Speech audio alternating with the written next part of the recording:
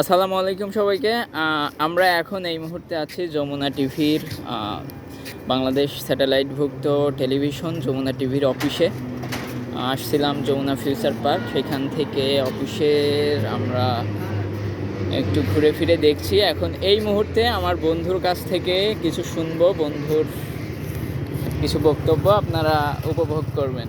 আসসালামু আলাইকুম প্রিয় দর্শক মণ্ডলী, আপনারা সকলে জানেন 24-এর যেই গণঅভ্যুত্থান হয়েছিল,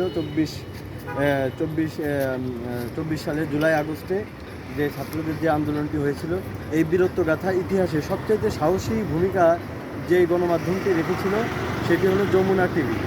তো আমরা সকলে জানি জাতির জাগ্রত বিবেক এই সাংবাদিক সমাজ, তো তারা আমাদের পাশে ছিল, আমাদের ছাত্র জনতার পাশে ছিল এবং সবচেয়ে সাহসী ভূমিকা পালন করেছিল এই যমুনা টিভি। আমরা সেই যমুনা টিভির সামনেই রয়েছি এবং সেই বীরত্বগাথা ইতিহাসকে স্মরণ করছি এবং তার সামনেই রয়েছে যমুনা ফিউচার পার্ক। আমরা সেখানেও খুবই সময় ছিলাম এবং আসলে যমুনা টিভির সামনে এসে খুবই ভালো লাগছে যে আমরা সকলেই দোয়া করি যে যমুনা টিভির জন্য আগামীতেও এরকম সত্যের পক্ষে বলিষ্ঠ নেতৃত্ব দিতে পারে। ধন্যবাদ।